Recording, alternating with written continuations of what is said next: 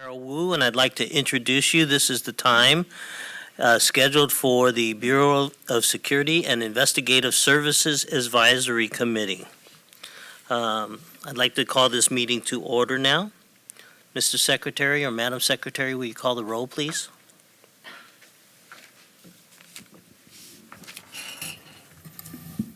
BSIS Advisory Committee roll call for October 11th, 2018. Simon Cruz. Here.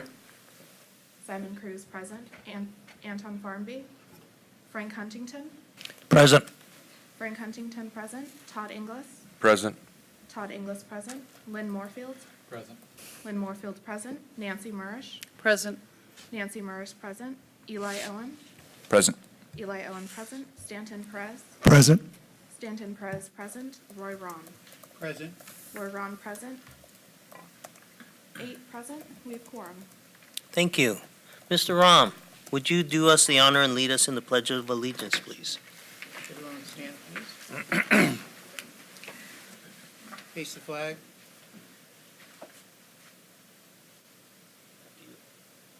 Go ahead and lead us. I pledge allegiance To the flag of the United States of America, and to the republic for which it stands, one nation, under God, indivisible, with liberty and justice for all. My apologies. I went blank. That's okay. I've only been doing it for 92 years. No worries. Item 3, review and approval of minutes from the April 12th, 2018 meeting. Has everyone had the opportunity to review the meeting minutes? Do we have any comments? Do we have any additions, subtractions?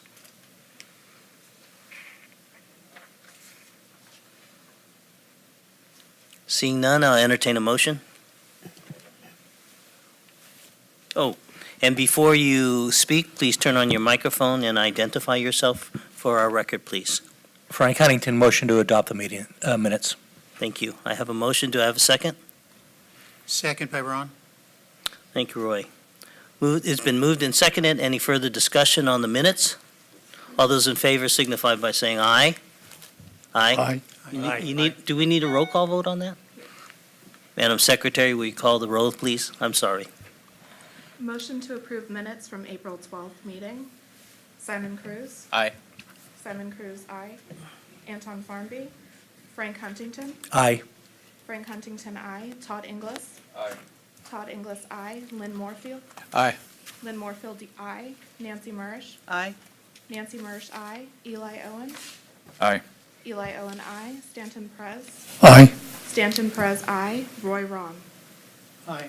Roy Ron, aye. 8 ayes. Motion passes. Thank you. As a reminder to the committee members, please turn on your microphone before speaking. Please try not to talk over each other, and don't forget to identify who you are. In the previous meetings, there were multiple instances in which conversation was inaudible. That's why it's important not to speak over yourself. Additionally, as I said earlier, before making or seconding a motion, please state your name. With that, I am Darrell Wu. I am the new BSIS chief.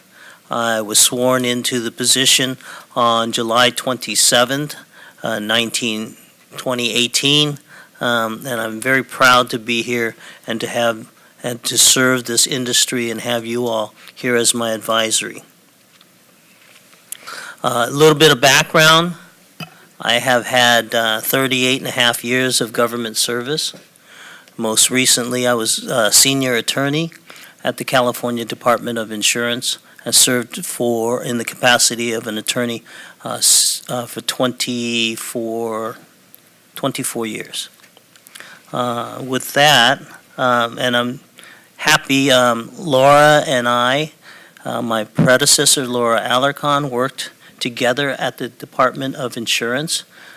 She came over here in 2013, I believe it was, and we had worked together on many projects when she was in our legislative office, and I was just down the hall in our legal office. I did the government affairs work So I was the agent for service of process. I was served all the lawsuits. I was served all the subpoenas. I was served with, the public records came to my desk, and my responsibility was to make sure that we were defended. So while I saw my colleagues at the Department of Insurance as swords, going after bad agents and producers and companies, I viewed my job as a shield. My job was to protect and serve the agency rather than the industry. With that, I would like to take the opportunity to introduce a few of our staff. Some of them are new, and some have been here no more than myself, or maybe a little bit longer than myself. But I'd like to first introduce Gloriella Garcia.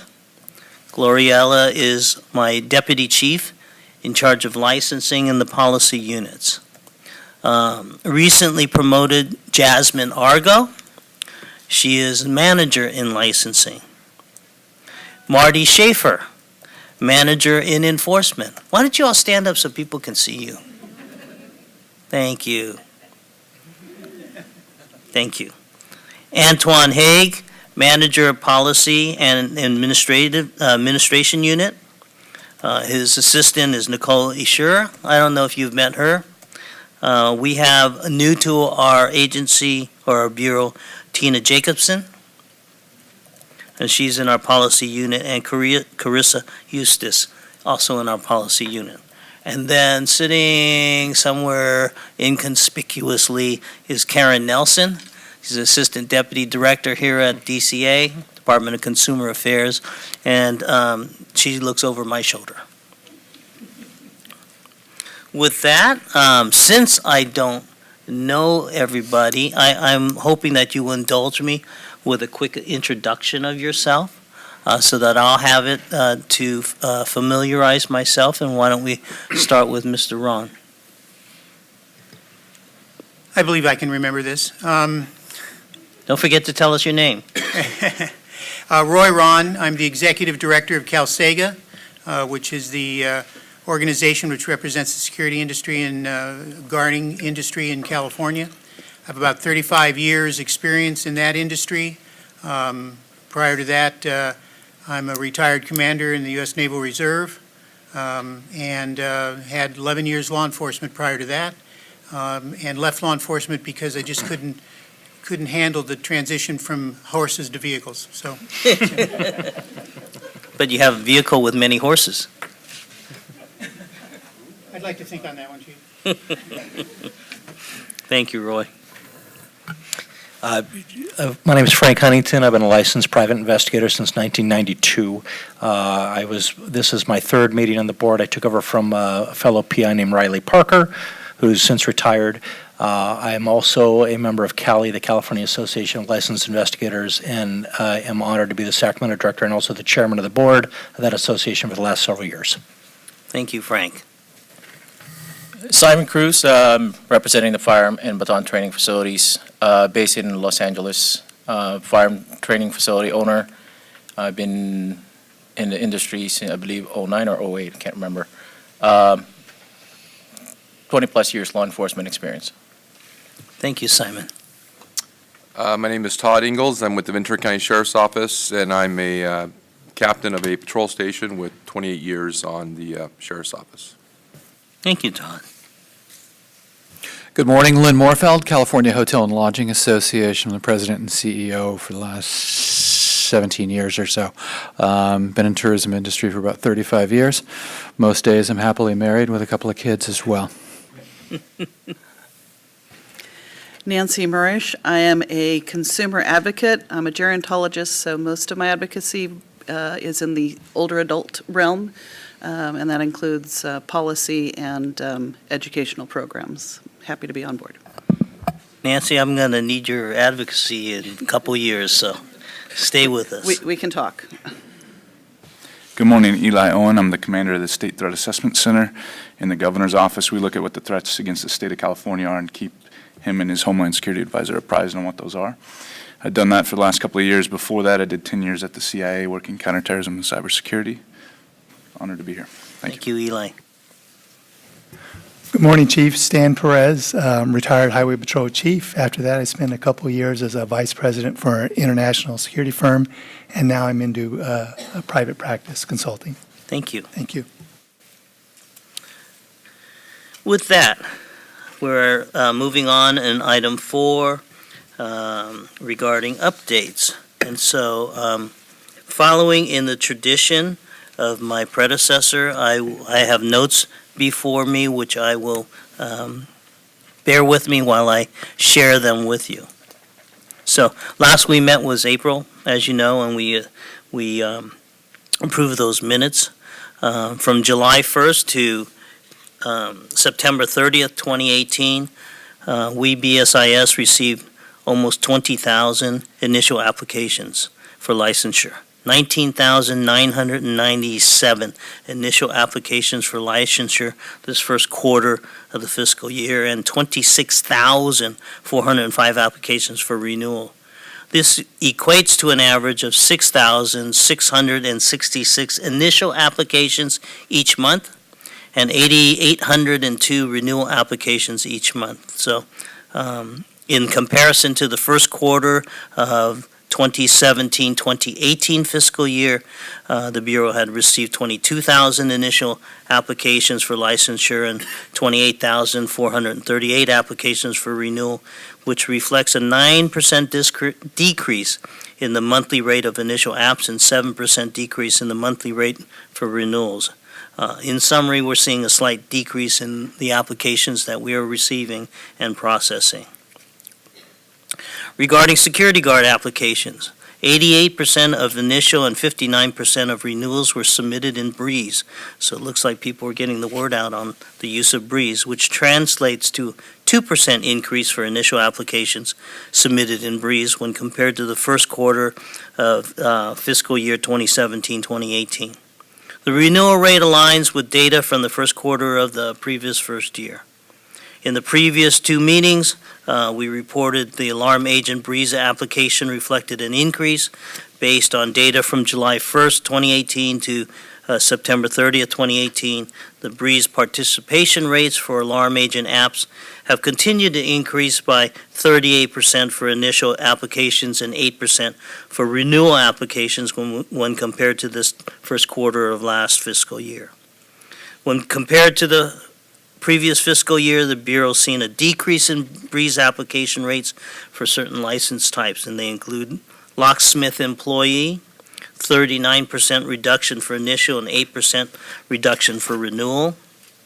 Proprietary private security officer, 65% for renewal reduction. Locksmith company, 13% for initial and 20% reduction for renewal. Alarm company qualified manager, 10% for initial and 30% reduction for renewal. Firearm training instructor, 50% for initial and 43% reduction for renewal. And baton training instructor, 50% reduction for renewal.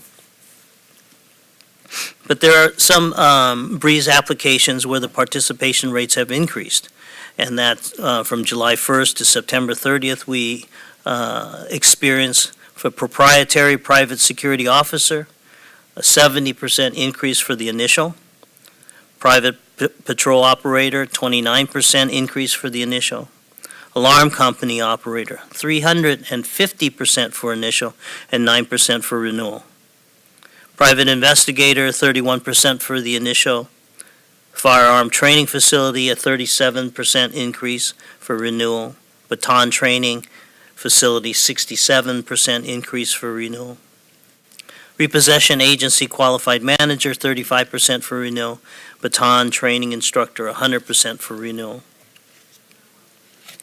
For the proprietary private security officer Breeze application rates, while an increase in the initial applications submitted were observed between July 1st and September 30th, renewal applications saw a decrease by 65%, while paper submissions increased by 63%.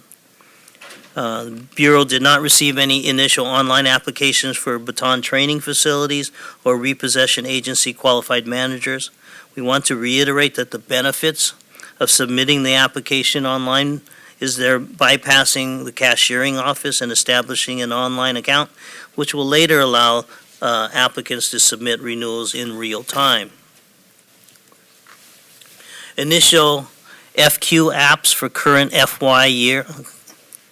Spell these out for me next time. Are down, which is consistent with trends from past years. Based on apps received to date, we're targeted to see a nearly 16% decrease in FQ apps from last year. However, the Bureau has observed 22% increase in firearm renewal applications between the first quarter fiscal year 17-18 and 18 and 19. Monthly average for since July 1st, 18 has been roughly 1,600, so the Bureau projects around 19,120 applications for fiscal year 18 and 19. And then 14,168 total initial and renewal firearms applications were received last year. So that's the update for licensing. Let me open it. It's not on my agenda, but let me just open it up for a little bit of questioning if anybody has any comments or questions. Okay. Chief Lynn Morfeld? Yes.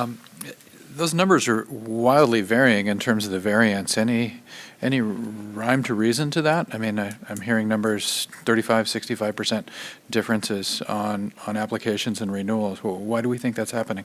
Well, yeah, my since I've only been here 2.5 months, I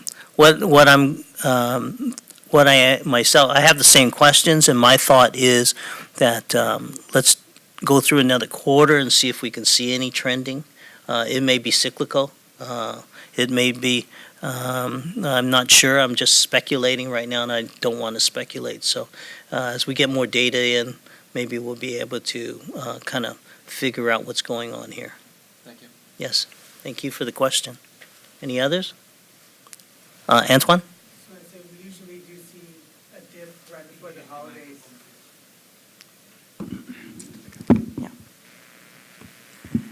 Antoine Haj, we usually do see a dip right before the holidays and then an increase in applications right around the holiday time as well, because many industries do use temporary help around that time. And so hiring tends to go up. And so we try as much as possible to encourage, folks to apply on Breeze. And that's kind of where we need the association's helps as well to get the word out, because it is the most expeditious manner, especially for, the easier license types like security guards or proprietary security officers, to where a Breeze application could literally take probably a couple weeks to, if their, background checks out very quickly from DOJ, it could take them a couple weeks to be licensed, so. Follow-up question, this may be a silly question. Are the percentage changes then from previous month, or are they from previous year? What's the percentage change? So mainly this, the percentage changes that we see, we tried to compare the first quarter of last year to the first quarter of this year, of this fiscal year. As far as the reason as to why folks didn't use Breeze this quarter, I don't know if we can verify that, at least not at this point. And I definitely think it's a good suggestion. Maybe by the next advisory committee meeting, we can have some updated numbers, and we might see a different trend at that time. Thank you.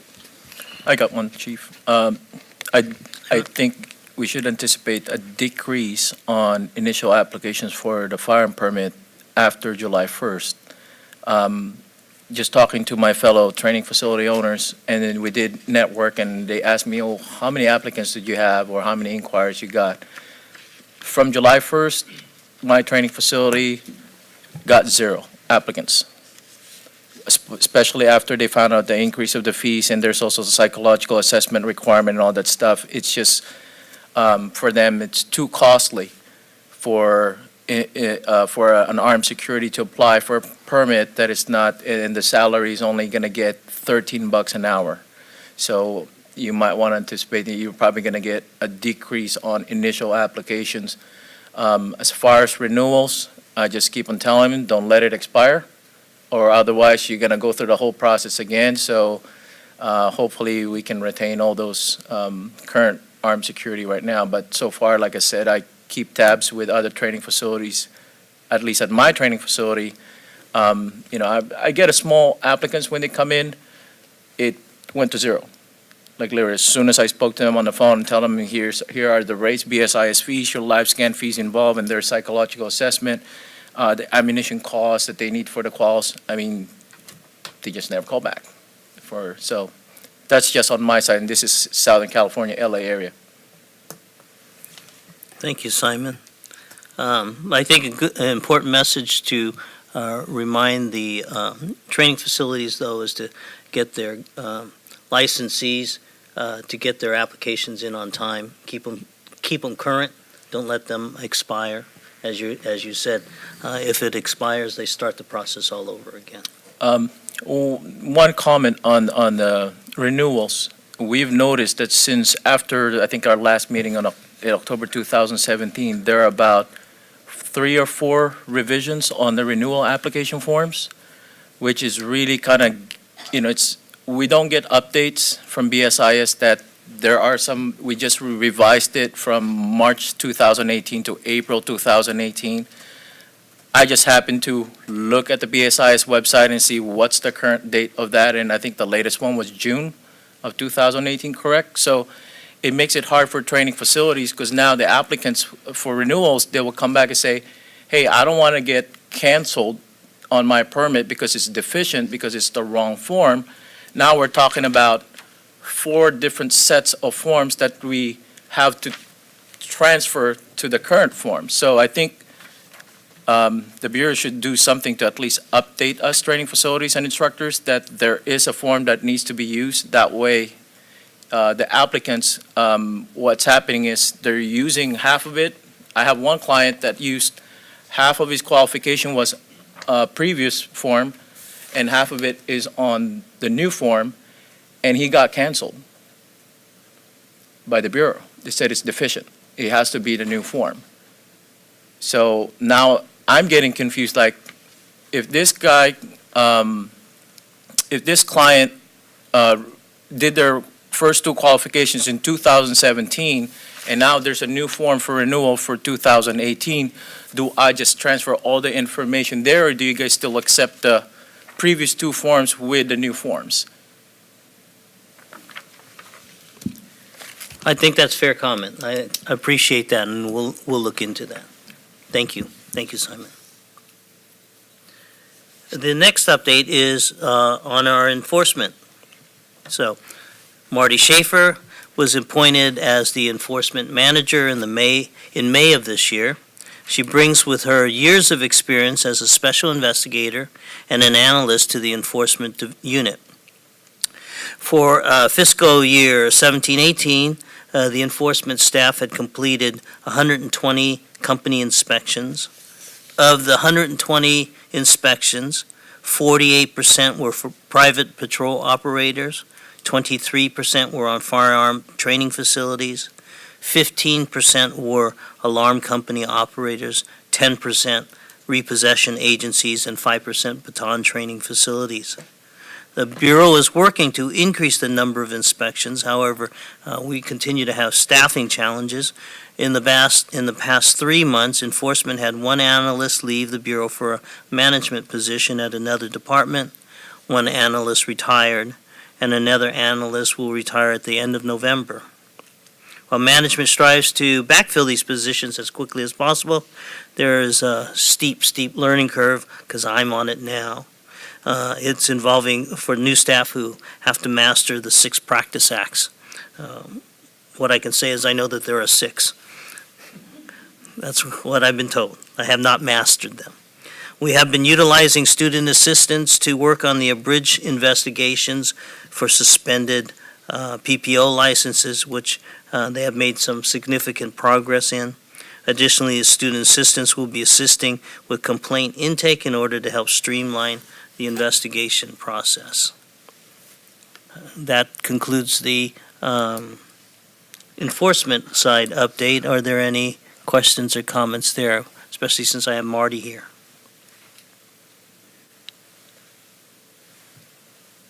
All right. Then moving on. There were 3 bills. We're talking about legislation impacting the Bureau and the security services. I have, the first is SB 1217, which adds provisions to the Private Investigator Act regarding BSIS firearms permits and removes most cross-references to the Private Security Services Act. I have SB 904, which was authored by Senator Wajkowski, which clarifies the term manager in referencing throughout the Alarm Company Act and extends the sunset for alarm companies to organize as limited liability companies and establishes reporting requirements requiring paid claims against insurance policies. There is AB 2138, Assembly Bill David Chu and Evan Lowe, which limits disciplinary actions for criminal convictions older than 7 years. This is not specific merely to BSIS. It affects many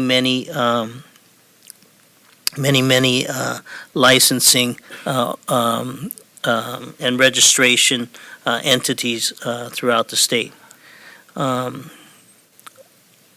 This bill has many parts to it, and I myself did not have the opportunity. I'm still trying to wrap my arms around it, but Antoine has given me some bullet points that I can go over regarding what we believe the bill says. But I will say this in limiting disciplinary actions for criminal convictions older than 7 years means that we will have the wherewithal to license more applicants with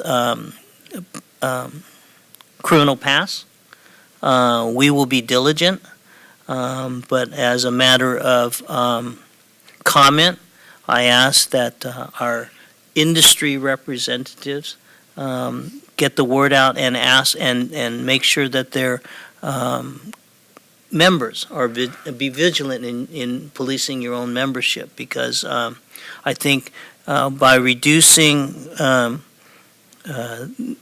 years out of convictions, we can license more people, but I think the consumers will be looking carefully at all of our industries to make sure that nothing befalls consumers. Just throw that out there as a editorial. So, let me go through the bullet points that staff has prepared for me. AB 2138 establishes a 7-year washout period for convictions and or formal discipline by a licensing board, for which the Bureau can take into account when considering denying an application. This does not include certain categories of convictions, including serious felonies. A person shall not be denied on the basis that they have been convicted of a crime if he or she has obtained a certificate of rehabilitation, has been granted clemency or a pardon, or has made a showing of rehabilitation. So some things remain, but a little bit of relaxation in the licensing regarding formal discipline. This bill requires our Bureau to consider that an applicant or licensee has made a showing of rehabilitation if either of the following are met. 1, the applicant or licensee has completed the criminal sentence at issue without violation of parole or probation, or the Bureau, applying its criteria for rehabilitation, finds that the applicant has and is rehabilitated. This bill prohibits the Bureau from requiring an applicant to disclose any information or documentation regarding their criminal history. This bill establishes record retention mandates for the Bureau. This bill mandates that the Bureau is to produce an annual report containing specified information regarding the information related to applications where criminal history was a factor in the application process, and this report shall be provided to the legislature and posted on the public website. This bill requires the Bureau to post the criteria developed to aid when considering denial, suspension, or revocation of a license to the Internet website. This bill prohibits the Bureau in a proceeding to deny an application or take disciplinary action against a license from inquiring into the circumstances surrounding the commission of a crime in order to fix the degree or discipline or determine if the conviction is substantially related to the qualifications, functions, and duties of the licensee in question. The provisions of this bill become effective July 1st, 2020. So rather than, as in most bills, which will go into effect, that were signed by the governor this year, which go into effect January 1st, 2019, we have about an additional year in which to prepare for AB 2138. With that, I'm going to open it up for comments or questions. Chief, Frank Huntington, I actually have a few questions on this. Sure, Frank. When the code says disciplinary actions, is that also, so that's, we're not talking about a current licensed person, a disciplinary action could include a denial of a license?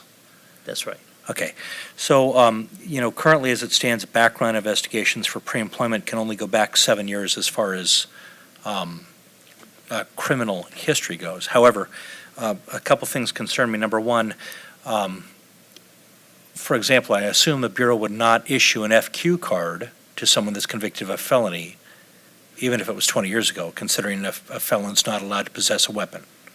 Has the bill taken into account that? Do we know? Well, the authors? The bill has language regarding whether or not conviction is substantially related to the qualifications, functions, and duties. Okay. We are going to move forward and try to develop regulations that will provide guidance as to how we're going to implement that. Okay. Again, we're just trying to get our arms wrapped around this bill. Right. Secondly, I know the legislature over the last few years has redefined what a serious felony is. Is there statute that talks about what, when they say, this does not include a serious felony, are you being told what a serious felony is specifically? Antoine, do you remember that? It's still up in the air. Okay.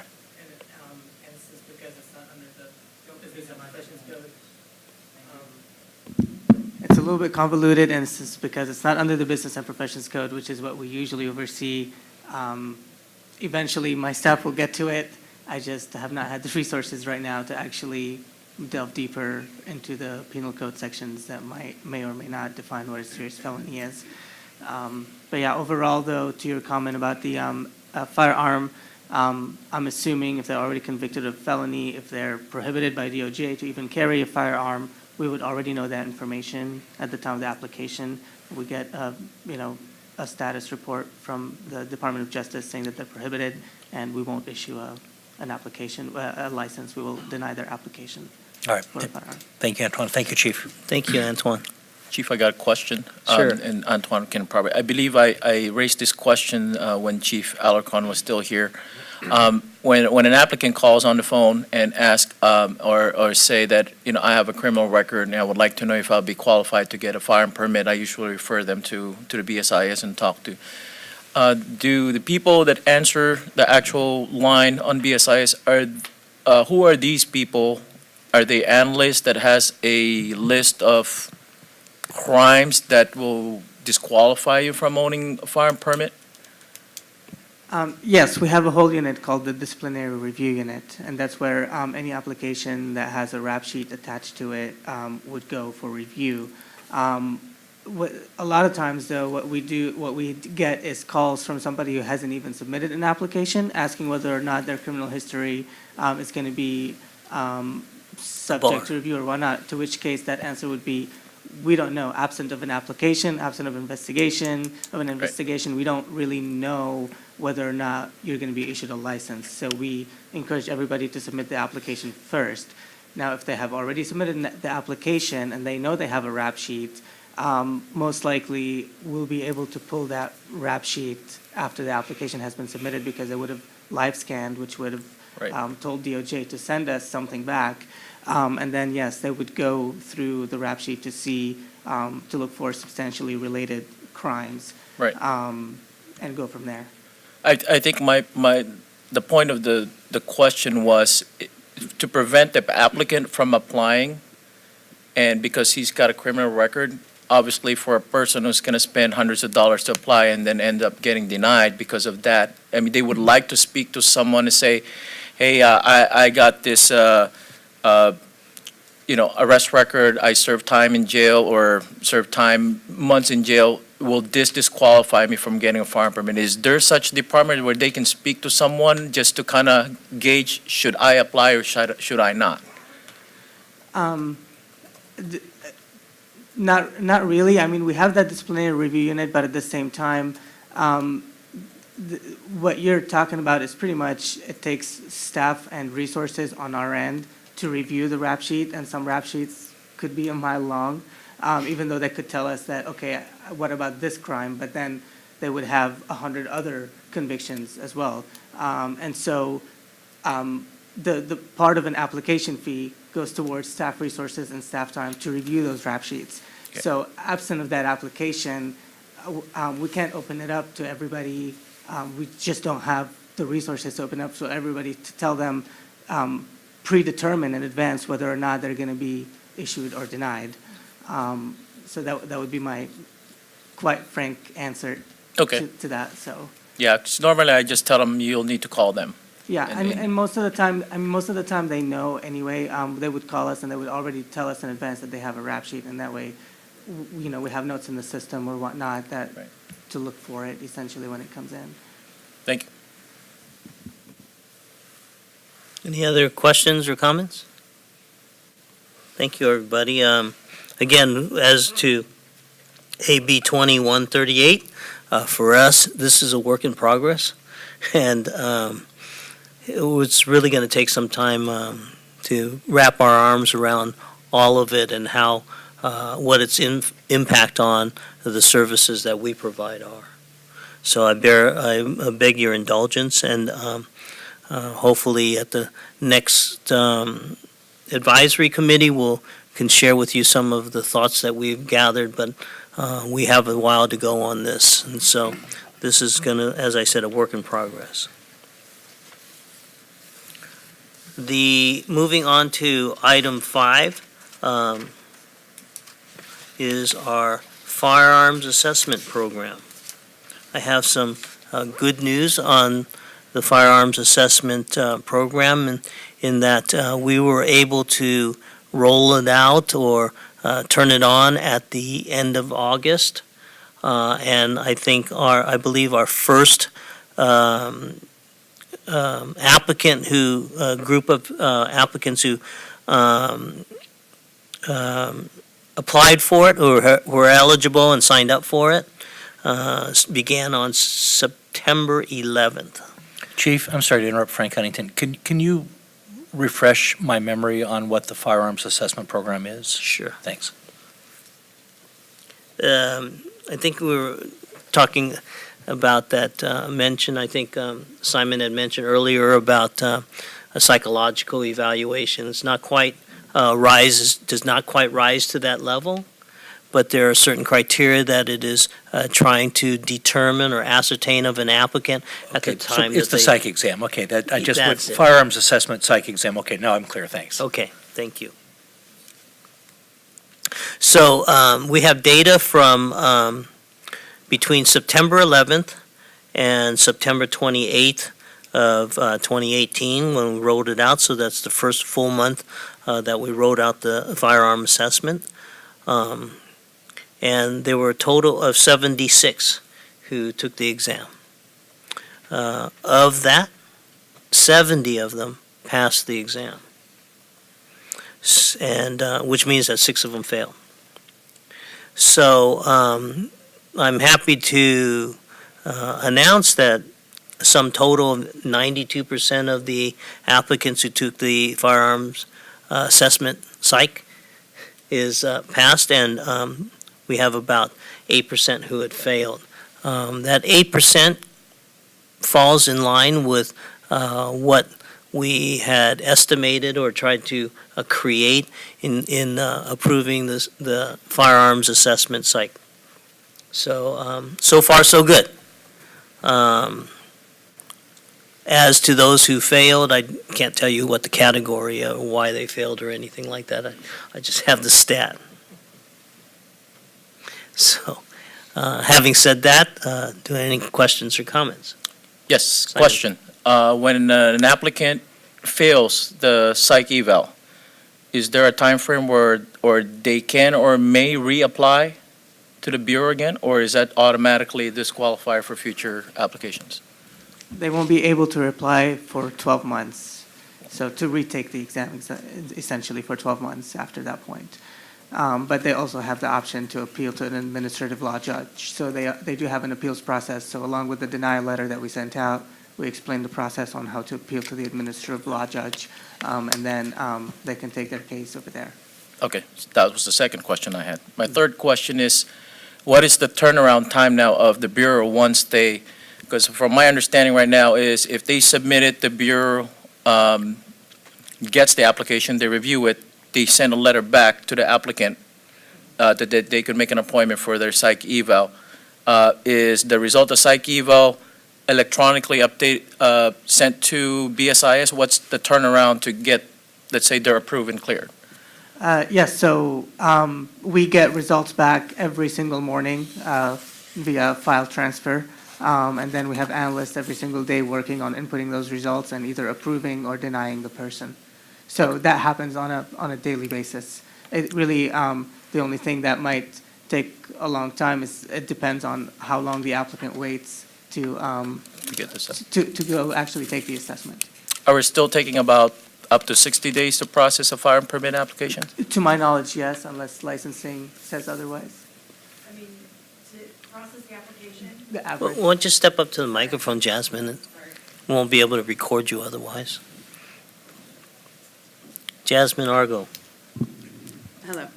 In order to process the application for a firearm, to determine if they're eligible, the processing time right now is about 45 days, about 4 to 6 weeks. Once it's been approved to be determined eligible, it takes only just a few days to get the letter out. And like he said, we do get the results daily. And I assign those prioritized to get them licensed. So, and that only takes a day. Once they put the eligibility that's been determined that it's passed, then they're issued that day. And of course, it takes 2 to 3 weeks to get it in the mail. Right. But it goes online. Like, do you guys update the website as far as if they've been cleared permit like every week still? So the processing times are updated every week still, yeah. Okay.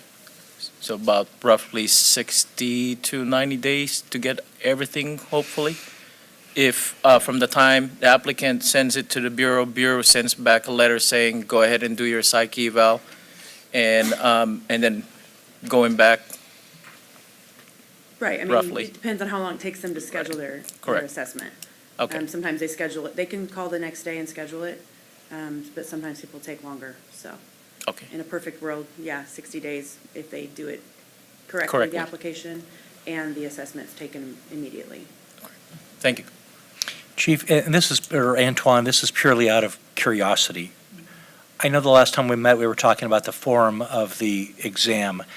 Is it, I've taken an MMPI before, I know that's 800 or 900 questions. Is it just basically a modified version of, a shortened version of an MMPI? Or is it a multiple choice test? Is it one of those? It is multiple choice. It's called the 16 PF, which is widely used for the private security industry as well as law enforcement.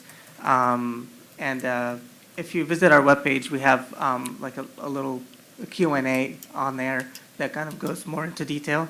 The vendor is PSI, PSI Services LLC, and they're also well-known nationwide. They have test centers all over the nation, and then we have over 22 test centers in California as well. And so it is it's called the 16 personality factor test. Okay, and just do you know roughly how many questions there are on it? I want to say about 80. Okay. But it's designed to take no more than 45 minutes Okay. to take, and that's maximum. And of course, there's reasonable accommodations. If folks need more time or whatnot, they can request a reasonable accommodation from the vendor. Excellent, thank you. Thank you for your question, Frank. Any other questions? No, we're- I'm sorry, Chief. One more, just Of course, curious. If an applicant did not pass a first psych eval and they appeal it, and they're given the opportunity to take another psych eval, do they go to the same vendor, or is there a number two vendor that you guys can send them to? No, there is no eval. After the appeals process, the way it would work is if the administrative law judge upholds the denial, then we don't issue the license. If they don't uphold the denial, then we just issue the license afterwards. So they don't have to go back and retake the exam again. Okay, thanks. Let's just say, that's what we anticipate theoretically. I've dealt with administrative law judges in the past, and sometimes what you think will happen theoretically doesn't happen. That's their decision, so let's cross our fingers, and that's what we're anticipating. Moving on to agenda item 6, a discussion on the private investigator fund audit. I would like to share with you that independent audit on the private investigator fund was performed and completed. We have not, we, the Bureau, have not published that audit, but I can share with you that it recommends increasing fees for those private investigator applications and work that we see are required to do. Note that the private investigator fund has not been increased in 20 years, and it will, if we don't increase the fees, will be bankrupt in about a year. Having said that, the Bureau, we at the Bureau, and need to discuss with the powers that be here at the Department of Consumer Affairs as to taking the recommendations and deciding, they are just recommendations, and deciding what the increase of a fee should be, if at all, and then when and how much. So those discussions have not occurred yet. We've been pretty busy with a number of other things right now, but we hope to begin those discussions shortly. But the bottom line is that the private investigator fund audit it recognizes that the fund itself is woefully inadequate for the cost and the efforts that BSIS has to put in policing and reviewing applications for private investigators. I know you have a question, Frank. Chief Frank Huntington, I'm assuming that when you say PI applications, you're also talking about renewals. Yes, Okay, yes. just It's wanna across clarify. the board. Yeah, we were prepared for that, thank you. Yes, thank you. Unfortunately, we're not prepared to share with you today and share to you what the magnitude is. Some of the recommendations are fairly high, call for fairly high increases, and that's why we want to be careful, and we will engage with the industry on as we start having these discussions. Are there, moving on to item number 7, this is moving along faster than I thought. Are there any public comments on items not on the agenda? Oh, I see David coming to the front.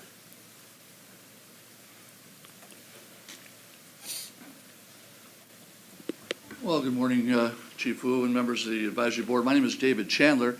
I'm the president for CalSaga. CalSaga is, again, the association that represents the security industry. We have over 220-plus companies representing over 70,000 security officers in the state of California. One thing I would like to do is to thank the Bureau for the change and welcome the Bureau Deputy Chief, Gloriella, in licensing, and staff changes that you've had in the licensing area. In the last 30 days, The processing time for guard cards has gone down from 58 days to what I believe Ms. Argo indicated of 45 days, which is a tremendous positive thing for our industry. Because remember, at the end of the day, our industry is trying to put people to work. And the longer they're out of work while they're waiting for the processing times, it's extremely important for our industry. With the change in the economy, which also affects people applying for a job as a security officer, it's getting harder when the economy gets better for people to look for part-time jobs because sometimes they're getting paid a little better to stay where they are. So we do appreciate everything that the Bureau is doing to increase those times. We appreciate and enjoy what I feel is to be a phenomenal relationship with the Bureau, and we hope to continue that moving forward. And again, we're there to assist the Bureau in any possible way that we can. So I just wanted to make those comments. Thank you very much. Thank you, David. While it's traditional not to comment on public comment, items not on the agenda, I will say that I appreciate the comments from CalSAGA, and I hope that we will continue, the Bureau will continue to endeavor to reduce those processing times. We hope that we can be leaner and meaner so that we can get people working quicker. So, thank you. Item 8, committee members' recommendations for items for future advisory committee meeting. Any ideas? Chief, I'd like to mention something. Yes, yes, Roy. Over the last few years, our industry has had some talks and some discussions about PPOs being able to be licensed when they are LLC company organizations. Currently, they can't do that. An LLC currently cannot be licensed as a PPO. We know that there's... Can you turn the microphone on, please? Just press one time, the microphone is on. Is the light on? As long as the light's on, you're Yeah. good to go. And I think what we'd like to do is find out how we can address this, whether it should be addressed in the sunset activities that you're involved in now, or we'd like to have that on the agenda next time so we can discuss that a little bit. So the agenda item for next time recommended is PPOs as LLCs. Mhm. Very good. Any others? Chief, I have a few here. Yes, Simon. And this has mentioned too previously, any updates on the possible baton refresher course instead of just renewing the licenses every time and not actually getting a refresher course on for officers that are licensed? Clarification on OC and pepper spray regulations. From what I've heard, BSIS does not regulate pepper spray, correct? Okay, so that's accurate there. I got that from the chief too before. So maybe putting an agenda pepper spray and OC regulations. Next one that I would love to hear as far as firearm training is on the elective courses.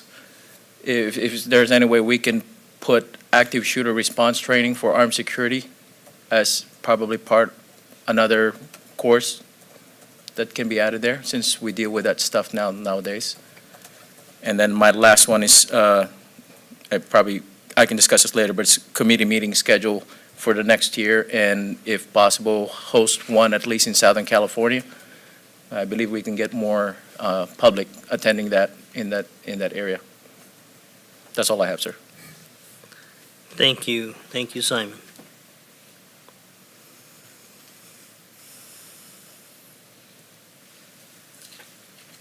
Those are good recommendations. Any others? None from the public? Thank you. All right. Moving on then to item number 9, which is Bagley-Keene training. I'm making a statement. This committee is not subject to the Bagley-Keene.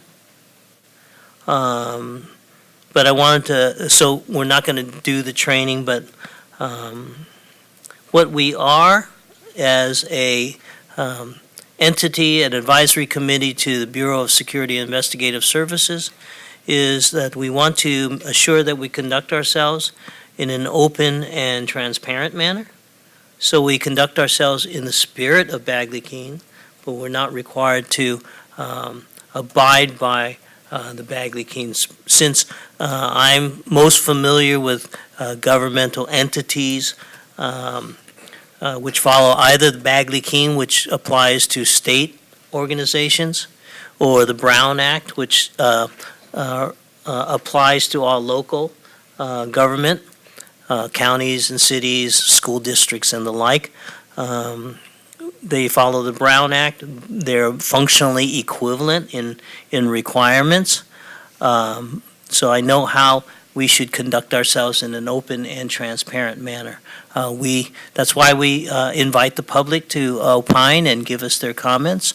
That's why we send out notices. But I just want to say for the record that this committee is not subject to the requirements of the Bagley-Keene. So we're not going to do any formalized training, but you will see that BSIS will continue to conduct itself in an open and transparent manner in that spirit of the Bagley-Keene. Any comments or questions on that? Stan? Chief Stan Perez, just a point of clarification. Is it because the advisory committee is not required Yes, by the legislature? yes, Okay, that's right. thank you. It's not a governmental body that was created by. That's how I interpret it anyway. Any other comments or questions? All right, you want to... This is a record right here. I would like to welcome the new chief. He's doing a great job. And I really, I want to thank you all for taking times out of your busy schedules. Antoine warned me that the way that I was planning this agenda, it might move pretty quickly, and was afraid that that you might not appreciate that. But I will share with you that if you want me to make it longer in the future, I'm more than happy to do that as well. But if I don't hear anything back from you other than that, I will entertain a motion to adjourn. And before I entertain that, Nicole, do we have to take a vote on the adjournment too? Really? Chief Frank Huntington, motion to adjourn. Thank you, Frank. Lynn Morfeld, second. Thank you. Okay, with that, any further discussion? Anybody want to stay longer? Okay, will you call the roll, please, Nicole? Pardon me? Lunch will be here at 11:30, so. Oh, well, we'll donate it. Well, and we'll discuss that after we adjourn, so. Motion to adjourn the October 11th, 2018 BSIS Advisory Committee meeting. Simon Cruz? Aye. Simon Cruz, aye. Anton Farnby? Frank Huntington? Aye. Frank Huntington, aye. Todd Ingalls? Aye. Todd Ingalls, aye. Lynn Morfeld? Aye. Lynn Morfeld, aye. Nancy Murish? Aye. Nancy Murish, aye. Eli Owen? Aye. Eli Owen, aye. Stanton Perez? Aye. Stanton Perez, aye. Roy Ron? Aye. Roy Ron, aye. 8 ayes, motion passes. We are adjourned. Thank you, everybody. Thank you, chief. Now that we're off the record.